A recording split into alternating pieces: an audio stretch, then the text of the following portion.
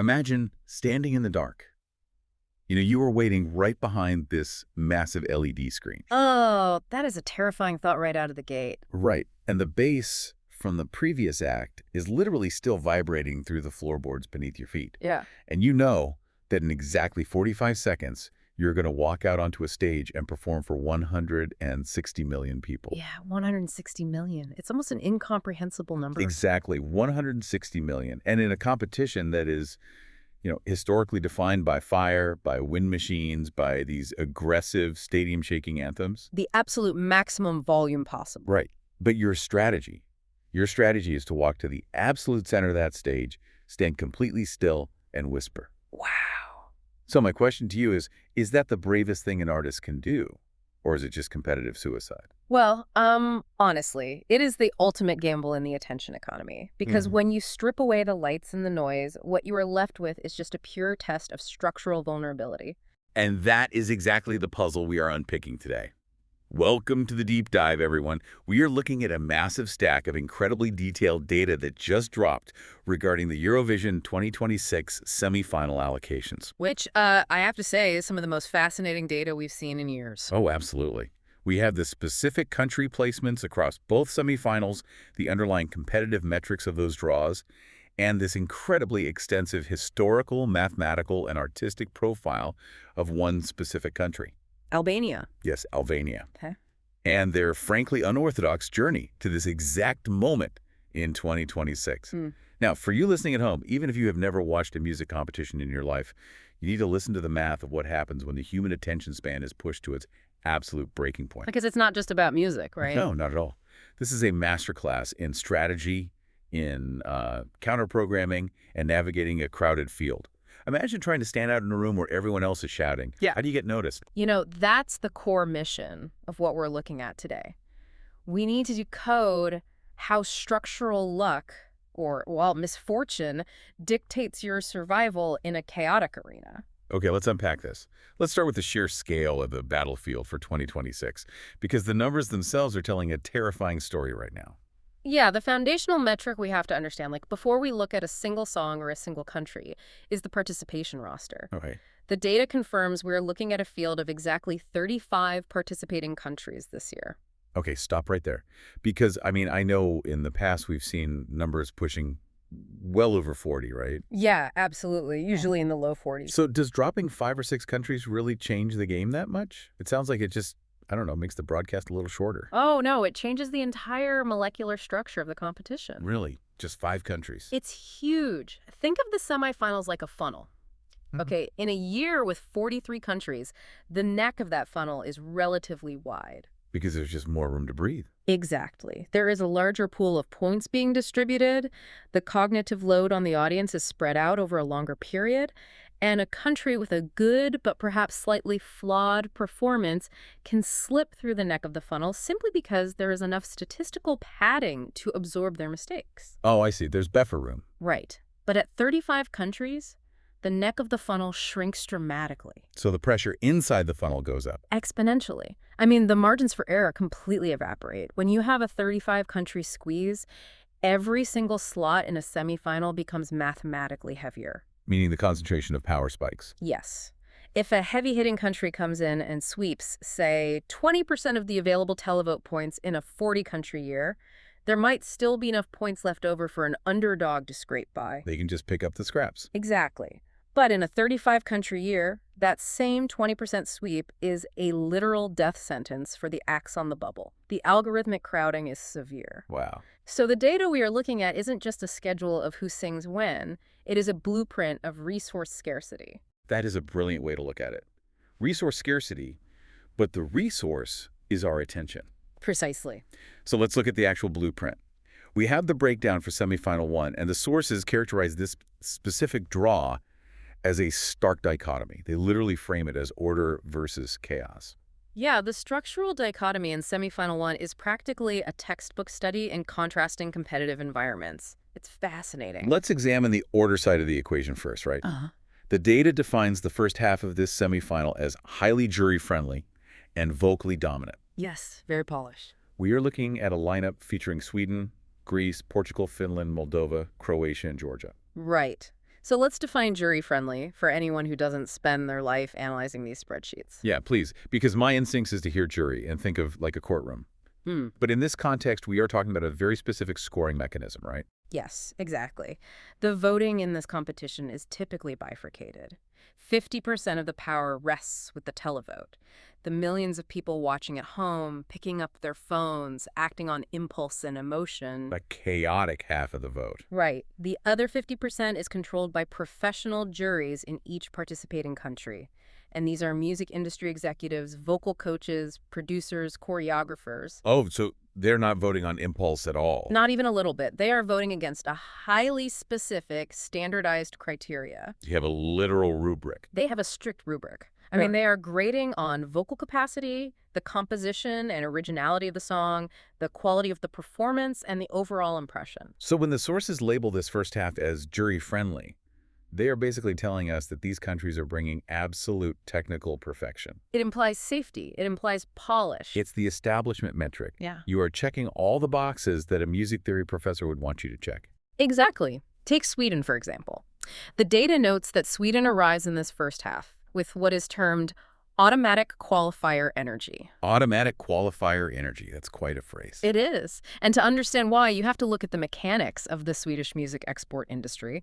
They don't just write a song. They manufacture a highly calculated, risk-mitigated audiovisual product. Like a machine. Literally, their staging will be flawless. The camera angles are pre-calculated to the millimeter during weeks of rehearsals in massive arenas back in Stockholm. That's intense. They know exactly which light is hitting the artist's face at exactly which frame of the broadcast. It leaves absolutely nothing to chance. You know, it sounds almost clinical. I mean, I appreciate perfection, but isn't the point of live music that it has a little bit of danger to it? You'd think so, yeah. Like, if Sweden has already calculated the camera angles down to the millimeter, aren't they just broadcasting a pre-recorded music video that happens to be performed live? Well, that is the exact critique often leveled against the order methodology. It can feel very clinical, but statistically, it works. The math doesn't lie. Right. The juries reward that reliability. Then you look at Greece and Portugal, which the sources explicitly identify as jury magnets. How do they differ from the Swedish factory approach? Yeah. Because they're in the same half. Well, where Sweden relies on technical pop perfection, Greece and Portugal often rely on soaring vocals, emotional resonance, and a very classical understanding of musical structure. Ah, so more traditional vocal showcases. Exactly. They are the acts that will feature a vocalist hitting a note so incredibly difficult with such perfect intonation that a vocal coach sitting on a jury panel has no choice but to award them maximum points. They force the jury's hand through sheer talent. Exactly. And even the perceived outliers in this half, like Finland and Moldova, which are noted as high-energy, televote-friendly acts. They still operate within that structured energy. Yes. They bring a party, but it is a highly choreographed, mathematically precise party. Okay, I am picturing this first half like a bizarre, high-stakes dinner party. Okay, I like that. What you are describing is essentially a Michelin star tasting menu. You know, Yeah. it's technically brilliant, the presentation is immaculate, the chef knows exactly what they're doing, and above all, it is incredibly safe. It's very predictable. Right. You know exactly what you are paying for, and the critics are going to give it 5 stars because it obeys all the rules of fine dining. That is a perfect analogy. The metrics reward that predictability. When you are performing in this half, your biggest risk isn't that the audience won't understand your art. It's just making a technical error. Right. Your biggest risk is that your lead singer wakes up with a slight sore throat and misses a high C, which costs you the jury points you mathematically require to survive. Okay, so that is the order. That is the Michelin star dinner. But the structural luck of the draw forces the broadcast to continue. Yes, it does. And according to the data, the second half of Semifinal 1 abandons the tasting menu entirely. Oh, the volatility in the second half is off the charts. It's a completely different world. The sources list Montenegro, Estonia, San Marino, Poland, Belgium, Lithuania, and Israel. Yeah.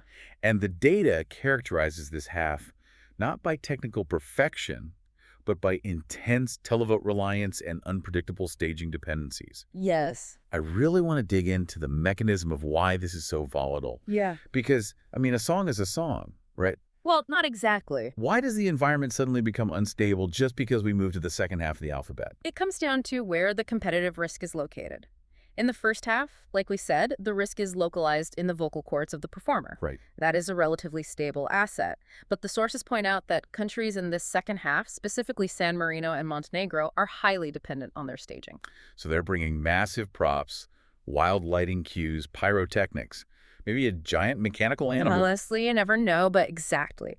And when your primary competitive asset is a massive visual spectacle, you are introducing a terrifying amount of variance into your performance. There are just more moving parts to break. Exactly. A vocal run can be rehearsed quietly in a hotel room for weeks. A massive, prop-heavy staging concept that relies on arena logistics. Right. It relies on camera operators hitting their marks while running backward at full speed, on the physical mechanics of the stage not jamming, and most importantly, on the immediate visceral reaction of the live audience in the arena. It's just inherently unstable. Very. If a piece of the set doesn't move when it is supposed to, the entire illusion collapses in real time in front of millions of people. It's the equivalent of watching a magician where you can suddenly see the strings. The magic just dies instantly. And let me tell you, the juries do not forgive the strings showing. No, I bet they don't. This forces these countries to rely heavily on the televote. Take Poland, for example, which the sources explicitly identify as televote dependent. Okay, what's their strategy? Their strategy isn't to impress a panel of music industry professionals in a quiet room. Their strategy is to bypass the critical brain entirely and trigger an immediate, emotional, almost impulsive response from the millions of viewers at home. They want pure reaction. Exactly. They want you to feel something so strongly in those 3 minutes that you are compelled to pick up your phone and spend money to vote for them. But wait, surely we have historical data on what makes people pick up the phone. Right. I mean, can't you just look at a spreadsheet of the last 10 years and reverse engineer a televote magnet? You can try, certainly, but the traditional metrics of past success frequently fail in this specific environment. Why is that?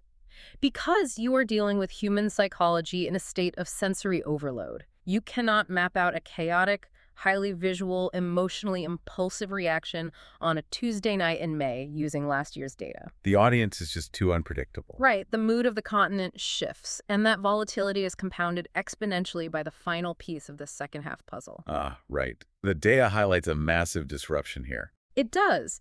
The source material specifically focuses on Israel's placement in this half. It describes the entry as the lightning rod of the year and notes flatly that, quote, any result will be controversial. Okay, so let's look at this purely through the lens of statistics, voting algorithms, and attention distribution, exactly as the data presents it. We have to examine how a polarizing presence mechanically alters the gravity of a competitive block. Yes, from a purely analytical standpoint. How does the math of human attention actually warp when something controversial enters the room? Well, in a standard, balanced competitive field, attention is distributed along a somewhat predictable bell curve. Voters make choices based on a spectrum of musical preferences. Some like pop, some like rock, some like ballads. The votes just scatter naturally. Accordingly, yeah. But when you introduce a highly controversial or polarizing element, the entire field bifurcates. It splits the pie in a completely unnatural way. Exactly. The voting dynamics become hypercharged. A lightning rod entry acts like a massive gravitational anomaly in the center of the voting pool. It draws intensely concentrated, motivated voting blocs from specific demographics who are voting on principles entirely divorced from the musical composition. And simultaneously, it deeply alienates other segments of the viewing public. So if you are San Marino or Estonia, standing right next to this anomaly in the running order, what happens to you? It is terrifying from a game theory perspective. Your carefully planned, staging-dependent performance suddenly has to compete for the viewer's cognitive load in an environment that is heavily distracted. The audience isn't even looking at your magic trick anymore. Exactly. Imagine trying to show someone a beautiful painting while a siren is going off in the background. Oh, wow. It doesn't matter how good the painting is, the brain is preoccupied with the siren. The unpredictability of the televote in this half goes from a standard deviation to a completely unmappable, chaotic system. You have lost control of the narrative. That is brutal, because it means your failure might have absolutely nothing to do with the quality of your work. It just means the oxygen was sucked out of the room by forces entirely outside of your control. And think about the implications of that in any industry. For you listening right now, think about your own workplace or the market you operate in. Yeah, that's a great point. Are you in a first-half environment where the metrics reward traditional polish, safety, and doing things by the book? Yeah. Or are you trying to survive in a second-half environment where the traditional metrics are useless, the audience is distracted, and your only hope of survival is through risky, volatile spectacle? It completely dictates how you build your product. It dictates every single decision. However, the sources conclude that despite this incredibly chaotic second half, Semifinal 1 still maintains a functional overall ecosystem. Yes, the order of the first half balances the chaos of the second. Sweden, Greece, and Lithuania look statistically safe, and the rest will navigate the volatility. The system bends, but it doesn't break. Which brings us to the terrifying transition point of this analysis. Because if Semifinal 1 is a functional ecosystem, what happens when the structural luck of the draw creates an environment so dense with top-tier competitors that the ecosystem just straight up collapses? Well, you get the brutal mathematical reality of Semifinal 2. I was reading the source notes on this, and the language they use is wild. They do not sugarcoat it. Oh, they don't? The first half of Semifinal 2 is described as polished and highly competitive. Serbia, Armenia, Cyprus, Iceland, Romania, Georgia, Czechia, and Azerbaijan. And then we reach the second half. And the source explicitly, without a hint of hyperbole, labels this section the bloodbath. The bloodbath, yes. Okay. If we connect this to the bigger picture, we need to dissect exactly why that specific term is mathematically accurate in the context of the 35-country squeeze. Okay, let's break it down. The second half consists of Norway, Australia, Ukraine, Albania, Denmark, Malta, Latvia, and North Macedonia. Let's break down the specific compounding threats in this localized competitive zone. Let's look at Ukraine first. The data notes they have guaranteed televote support, which is an incredible asset. They have established this deep emotional and cultural connection with the voting public across the continent. Their baseline metric for audience engagement is astronomical. Right. In a competition where many countries start with 0 guaranteed votes and have to earn every single one during their 3-minute performance, Ukraine starts with a massive, pre-existing floor of support. That is a massive chunk of the televote pie already spoken for before the broadcast even begins. Exactly. Okay, so Ukraine is taking up a huge amount of oxygen. But they're just one country. But then you look at who is standing right next to them. The sources classify both Norway and Australia as semifinal giants. What makes a country a giant in a semifinal? Is it just past wins? Not just past wins, no. It is institutional memory and massive resource allocation. Okay. These are delegations with a deep systemic understanding of how to extract maximum points from both the juries and the televoters simultaneously. So they play both sides of the board. Brilliantly. They don't just send a singer. They send a highly conceptualized, multi-layered arena production. They have the budget for the best stage directors in the world. Wow. They know how to game the camera angles just as well as Sweden, but they combine it with the high-energy spectacle that the televote demands. They are the apex predators in this specific ecosystem. Okay, so you have 3 absolute titans. Yeah. Ukraine, Norway, Australia, all clustered together, taking up massive amounts of the available points, attention, and cognitive load of the audience. And this is where we bring back the funnel analogy in the 35-country squeeze. The number of available slots to advance to the grand final is intensely restricted. Right, because of the math. Let's look at the algorithmic crowding. You have 10 slots available for the entire semifinal. The first half of this draw is packed with polished acts. The sources note Serbia is a massive televote powerhouse. Okay. Armenia and Azerbaijan are identified as staging experts who rarely make a mistake. They are going to secure their qualification slots early on. They are locking up the available real estate. I want to stop you here, because I need to push back on this entire premise. Oh, go ahead. Whenever I hear analysts talk about a group of death in a World Cup or a bloodbath in a musical heat, my instinct is to think that the pressure actually elevates everyone. Interesting. Right. Like, if I'm an artist from Denmark or Malta, the data literally calls the fighters for survival, and I know I am up against the apex predators. I am not going to phone it in. You're going to fight harder. Exactly. Yeah. I'm going to scrap my safe, boring pop song, and I'm going to create something undeniably, transcendently brilliant just to survive.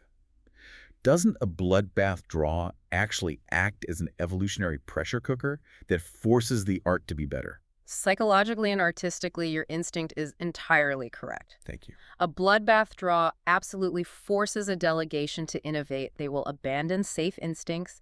They will rehearse longer. They will push the vocals harder. They will design more intricate staging. The art itself will improve. So what's the problem? But we are not analyzing the quality of the art in a vacuum.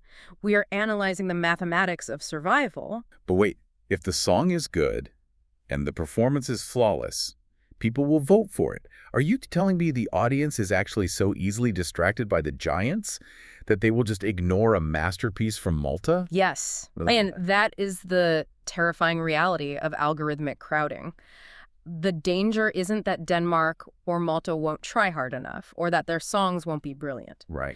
The danger is that they could deliver a genuinely fantastic, innovative, top-tier performance, a performance that would easily win a weaker semifinal and still be mathematically eliminated. Just because of the math.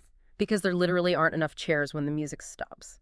Let's map out the audience's cognitive journey for a second. Okay. By the time the voting public gets to the fighters for survival in the back half of semifinal 2, they have already watched 15 performances. They have seen the staging experts from the first half.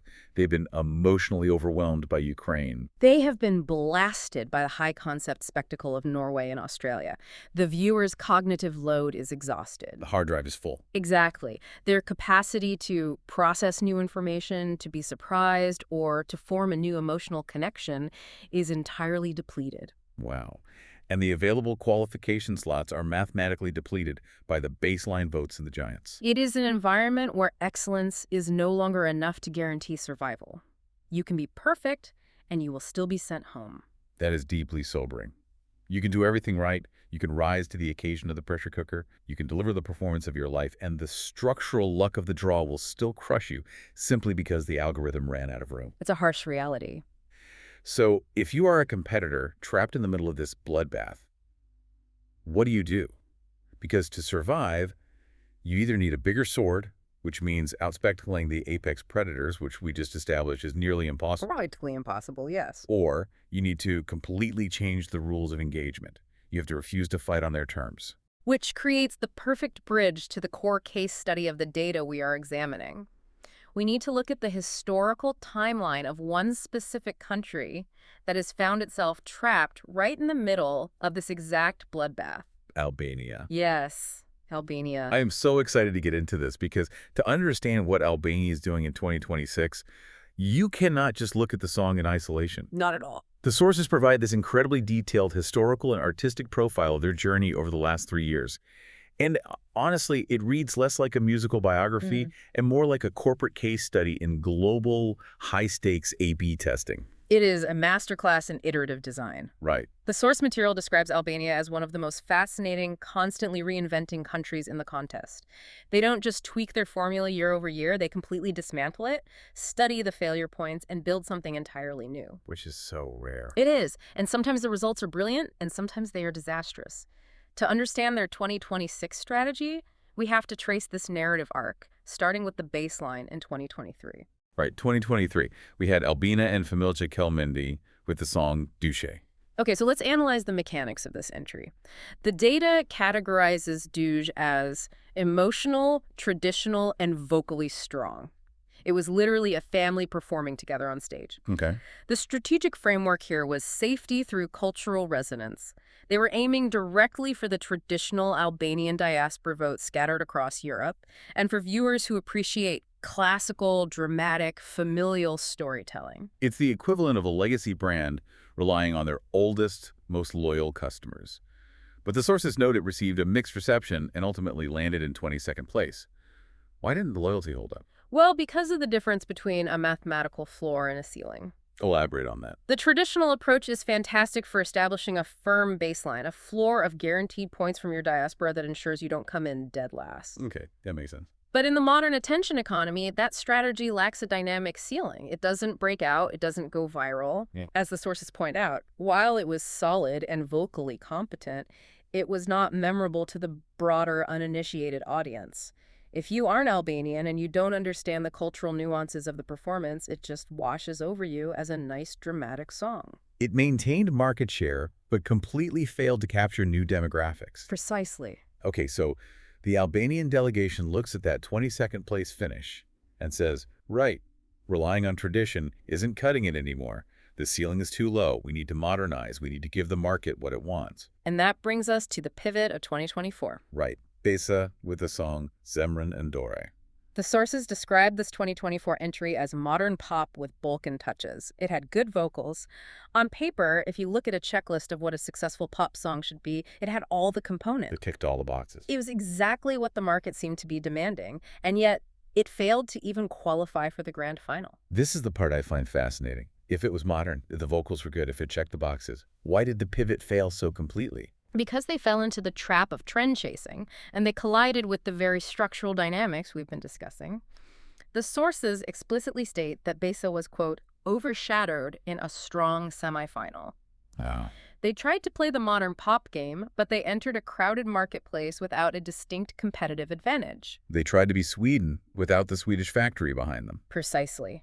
If you bring a perfectly competent modern pop song to a competition where other countries have literal decades of institutional memory in producing perfect pop, you are going to lose. You just get swallowed up. You don't have the automatic qualifier energy, so you just become background noise. The tragedy of Albania in 2024 is the tragedy of competence without distinction. Oh man, competence without distinction. That phrase hits hard. It's brutal, but true. Here's where it gets really interesting for you listening. Think about a time you had to reinvent your personal brand, or a project at work, or you were rewriting your resume. You look at what all the successful people in your field are doing. You copy the best practices, you make your work look modern and polished, you use all the right buzzwords, and you still don't get the call. Yeah, we've all been there. Because you sanded off all your rough edges just to blend into the noise. You became perfectly acceptable and completely invisible. It is the ultimate danger of trying to please a broad algorithm. You lose your specific identity. But the crucial part of the Albanian case study is that the delegation actually learned from this failure. They didn't just give up. No, they realized that blending in is fatal, which leads to the massive disruptive payoff of 2025. Shkodra Elektroniki with the song Zerm. The data practically lights up in talking about this entry. 8th place in the final. Their best result in over a decade.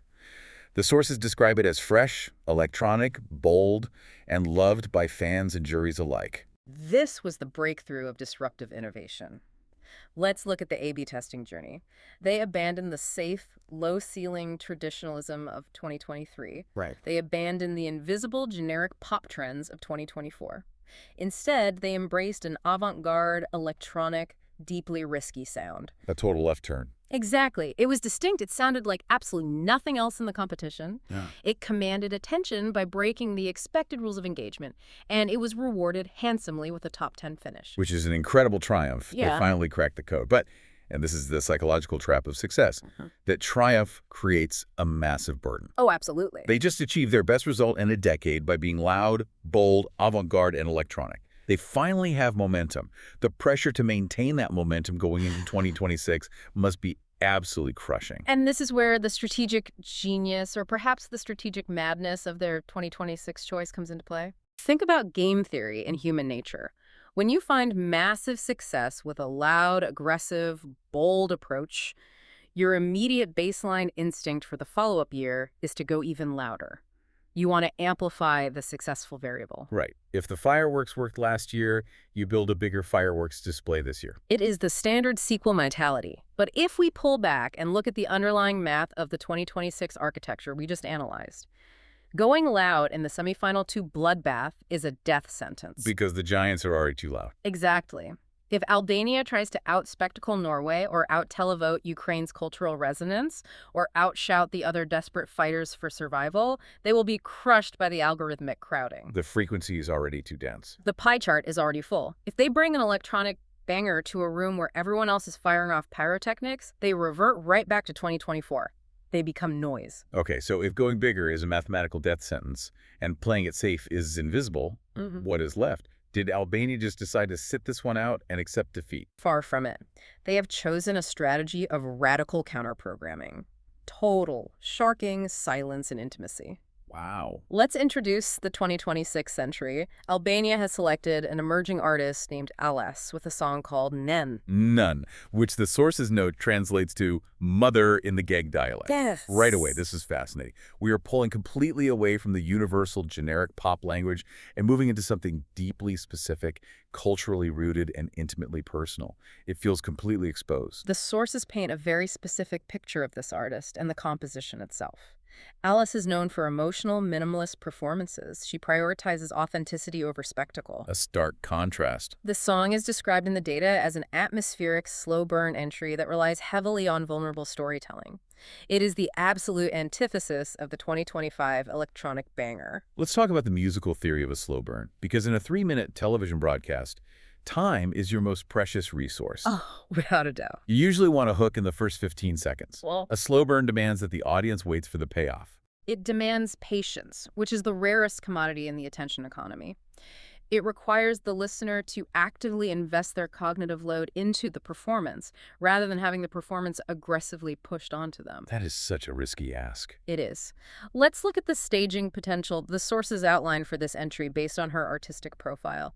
We are looking at warm lighting, center-focused staging, minimal movement, emotional close-ups. You are talking about an artist standing almost perfectly still on a massive, echoing arena stage. And what's fascinating here is the physics of the strategy are brilliant. Let's place Alice back into the context of the semifinal 2 bloodbath. Imagine the viewer at home on their couch. Okay, picturing it. They have just watched a massive Norwegian stage production full of kinetic energy. They have experienced the cultural tidal wave of the Ukrainian entry. The sensory input is overwhelming. The cognitive load is at its absolute limit. Yeah, my brain would be fried. The viewer is likely looking at their phone, trying to process the chaos. And then Albania steps up. The lights drop. The lights drop. The massive LED screens go dark. The camera pushes in incredibly tight on one human face. And Alice doesn't try to outshout the noise. She forces the audience to lean in and listen. It's the acoustic equivalent of someone whispering in a crowded screaming room. Exactly. Suddenly, the whisper is the most arresting, terrifying sound you can hear, precisely because it is the only thing that isn't a scream. It demands your attention through absence. It is the ultimate exploitation of sensory contrast. By embracing minimalism, she creates a vacuum that pulls the viewer's attention inward. That is so smart. The sources highlight the strategic advantages clearly. It has a highly unique tone compared to the heavyweights, incredible emotional depth, and strong narrative potential. It provides a sanctuary of calm in a deeply chaotic broadcast. But the risks, we have to look at the downside because the sources do not sugarcoat this either. The severe risk is that this is not an immediate televote song. And in the second half of Semifinal 2, you are living and dying by the televote. Right. The math is unforgiving. A slow burn emotional narrative takes time to process. The viewer has to be willing to invest that time. This strategy relies entirely on execution. Execution is everything. If the camera work isn't perfect, the illusion breaks. If the director cuts to a wide shot and you see how empty the stage is, you lose the intimacy. The spell was broken. Exactly. If the lighting doesn't capture the exact nuance of her expression in the climax of the song, the emotional connection is severed. The sources state unequivocally that this entry needs flawless staging to qualify. Flawless. That is a terrifying word when you're dealing with live television. It is an exercise in supreme, almost terrifying confidence. Think about the sheer bravery required to stand perfectly still in the middle of a literal competitive bloodbath, looking directly into a camera lens, trusting that your quiet, emotional truth is enough to survive the onslaught of the apex predators. It's incredibly brave. So if we synthesize all of this data, what does this actually mean for Alice when she walks onto that stage in May? It means she is executing the ultimate high-risk, high-reward play in modern competitive broadcasting. The sources synthesize the realistic expectations perfectly. Albania is entering as a borderline qualifier. Right on the edge. Their survival hinges entirely on the running order, exactly when that moment of silence occurs in the broadcast, and their ability to capture lightning in a bottle with the camera direction. So if she follows a boring song, she might put people to sleep. But if she follows a chaotic song, she might be exactly the medicine the audience needs. Precisely. If it fails to connect, if the audience is simply too exhausted or too distracted by the surrounding chaos of the bloodbath, the entry risks being entirely overshadowed, and they repeat the tragedy of 2024. They just fade out.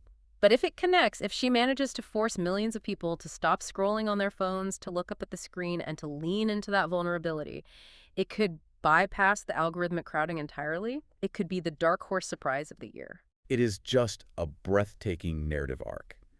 And it brings us all the way back to the core question we started with.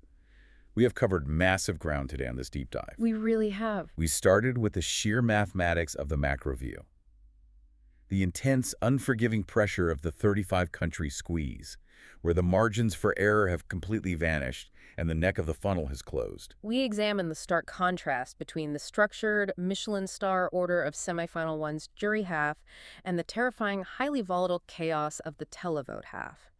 We looked at how lightning rods can mathematically warp the distribution of human attention. We dove into the brutal reality of the semifinal 2 bloodbath, where algorithmic crowding means that pure excellence is no longer enough to guarantee survival, and where apex predators eat up the available cognitive load. And finally, we looked at the deeply human element navigating all of this data. We looked at Albania, a delegation that A/B tested their way through traditionalism and trend chasing, found triumph in loud disruption, and then had the strategic audacity to pivot entirely into radical vulnerability. They were betting everything, their momentum, their mathematical qualification hopes, their artistic identity on Alice, a minimalist song in a regional dialect, and the incredible power of a whisper in a screaming room. It's quite the wager. They are proving that sometimes the most sophisticated competitive strategy isn't about fighting the architecture of the arena, it's about changing the frequency entirely. It is a profound lesson in counterprogramming, not just in music, but in how you approach any saturated environment. It really is. Yeah. And that is the absolute core takeaway I want you, listening right now, to walk away with. Take a page out of Albania's playbook. When the world around you gets incredibly loud, when the market you work in is saturated with noise, when the competition feels like a chaotic open bar or a terrifying bloodbath, sometimes the most powerful disruptive thing you can do is not to shout louder. Just lower your voice. Lower your voice, stand perfectly still, strip away the pyrotechnics, and simply speak your truth. Force them to lean in. The contrast itself becomes your greatest asset. Exactly. And I want to leave you with one final provocative thought to mull over as you go about your week. We started this deep dive talking about the arena, the blueprint, the idea that the structure dictates who survives. Right. So think about this. If May rolls around and a deeply intimate, flawlessly executed minimalist song about a mother gets completely crushed by the mathematics of a televote bloodbath, does that mean the art failed? Or does it simply mean we have collectively built an entertainment architecture, an arena, where quiet brilliance is no longer allowed to survive? That's a haunting question. Look at your own environment. Are the systems you participate in every day designed to reward the most meaningful voice, or just the loudest one? Think about it. Until next time, thanks for diving deep with us.